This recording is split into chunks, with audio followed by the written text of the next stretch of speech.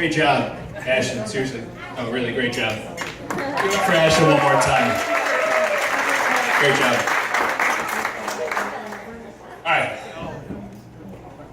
All right, we're good. First, I want to thank the Sotrelli and Bossert family. First off, for having us here. Let's get a round of applause for them.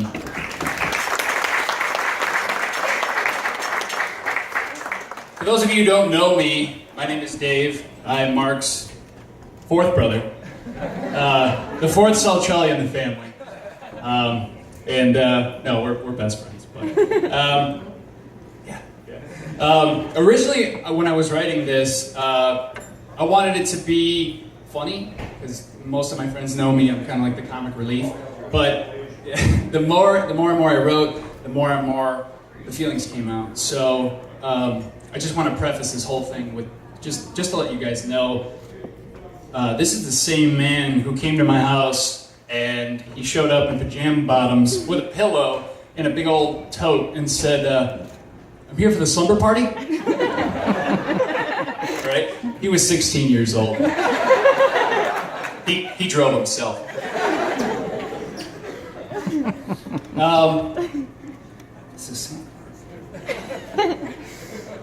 So, if you know Mark, you know he's a passionate guy.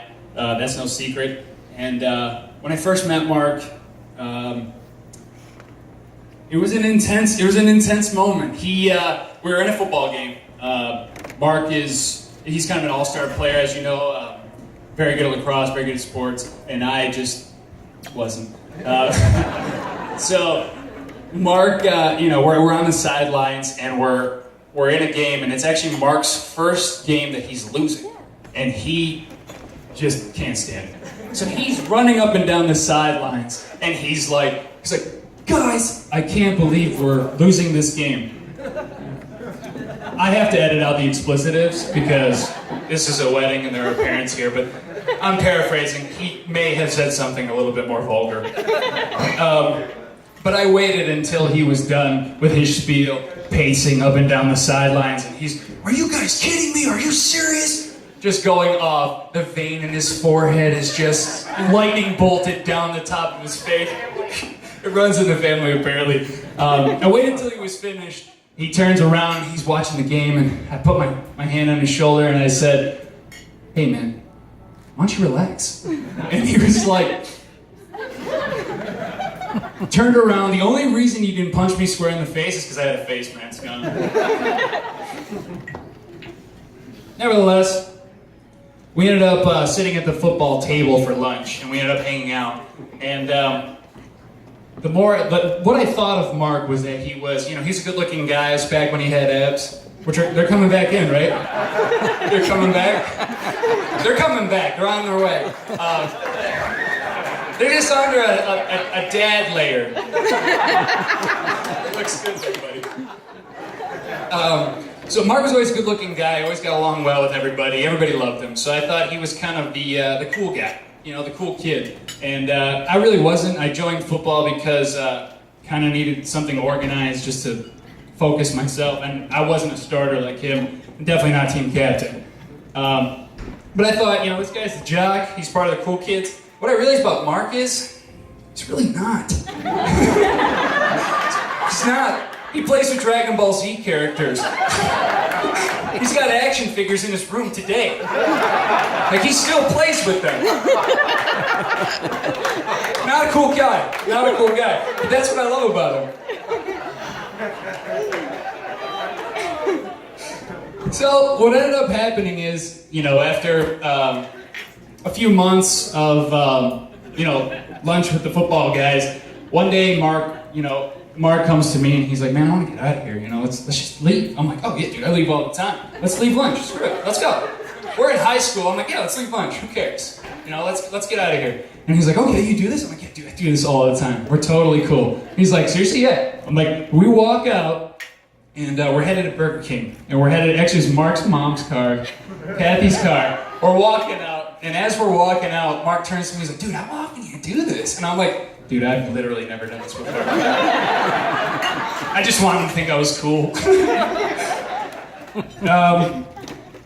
Let's keep going. So really what it was is it ended up being Mark and I in Kathy's car, having a great time, blasting music. He was drumming away on the steering wheel. You know, Mark, he can't stop drumming. He's got like an ADD thing with that. So he's drumming away. We're having a great time. Lots of good music, lots of good laughs. And it may seem stupid, but our trip to Burger King became tradition for us. And when we would leave high school here and there, but really when it flourished, our Burger King tradition, we was in college. So anytime he came home, we would go to Burger King, and never has a double Whopper kindled a friendship like Mark and I's. We would hash it out. We would tell stories for hours just in Burger King, because you know we're college kids, we don't have money. So although we just became friends at 16, we spent the rest of our high school career, high school tenure. What are you doing? We spent the rest of our high school just hanging out during summers, and we would hang out during college, and we did what cool kids did at the time. You know, we drank Mountain Dew, we played video games, and we watched Trailer Park Boys. And yes, we were a little old to be doing that. We were 18. We were 21. Guys, honestly, this just stopped like last year. We still do this. If it were up to us, we'd still be drinking Mountain Dew and playing video games. So what ended up happening is, obviously, we hung out constantly. Mark's family accepted me as one of their own, and my family accepted him as one of their own, and Mark became a brother. And to this day, our spare room is still called Mark's room. Although Mark never slept in it. We were hanging out in the video game room, which is my bedroom. So from there, we both went to college, about 45 minutes from each other, and I met the Lax Bros. I'll tell you what, Lax Bros know how to party. We had a great time.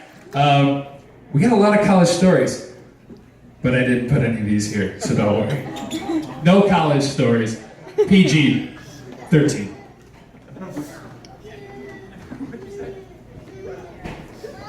Hey, come up to me individually and I'll tell you some stories. Mark's always been kind of a dreamer.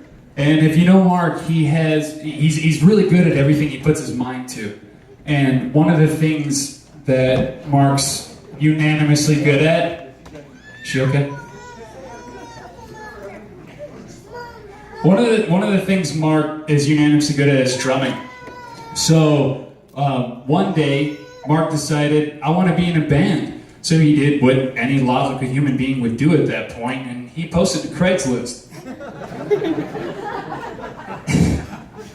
He posted to Craigslist, he landed with a band, met a couple of cool guys, it didn't work out, but then he ended up meeting the guys at Vandy Strikes. Where are those guys?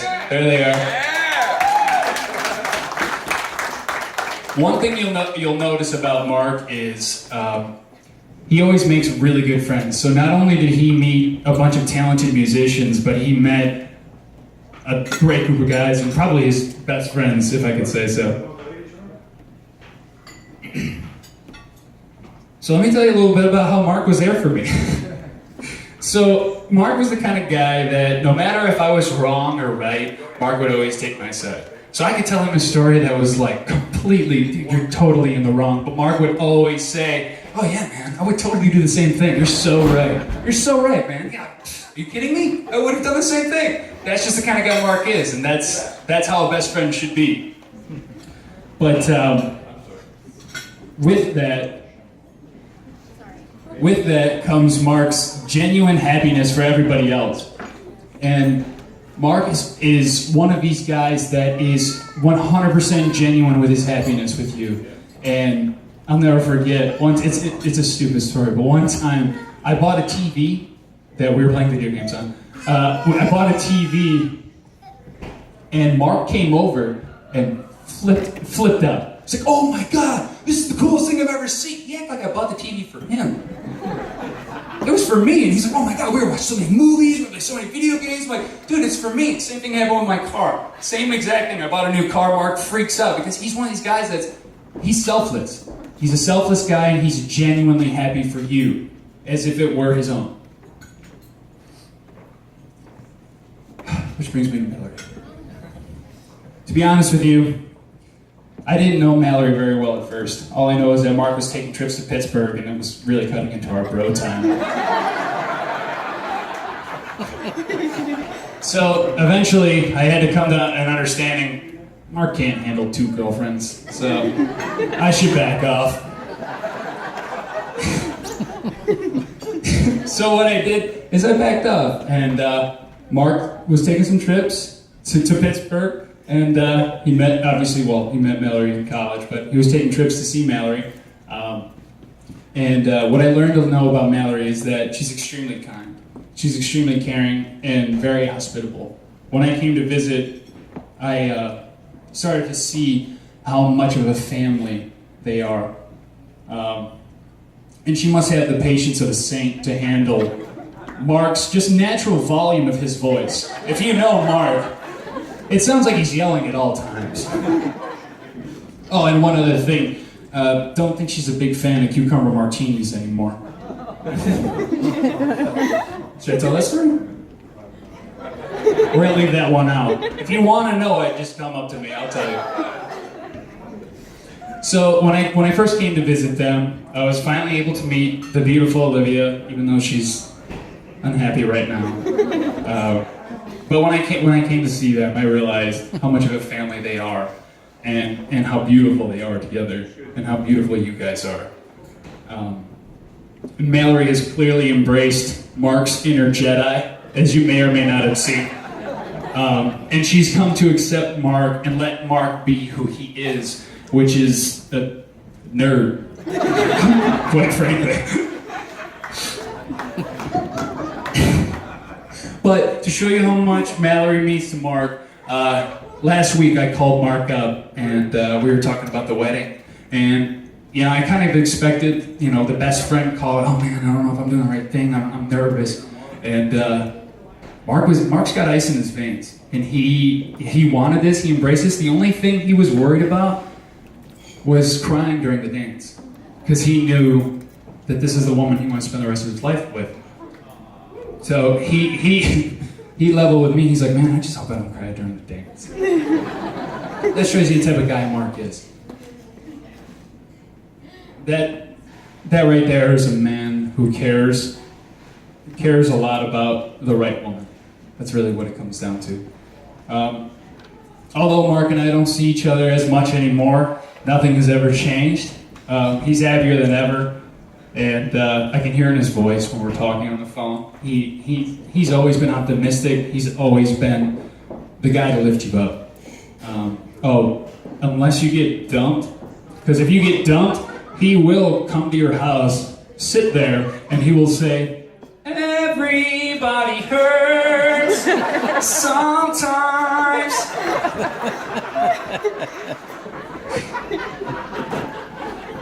But Mark is happier than he's ever been, and I know that's because of you, Mallory, and because of Olivia.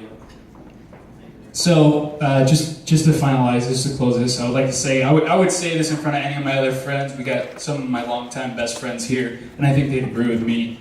There is no better man in this room, better suited to be a father and a husband than my best friend, Mark. Yeah. Woo!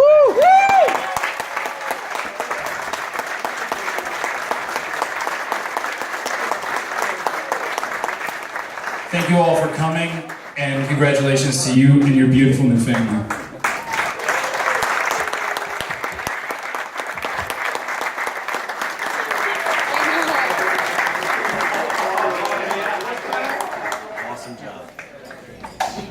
All right, ladies and gentlemen, the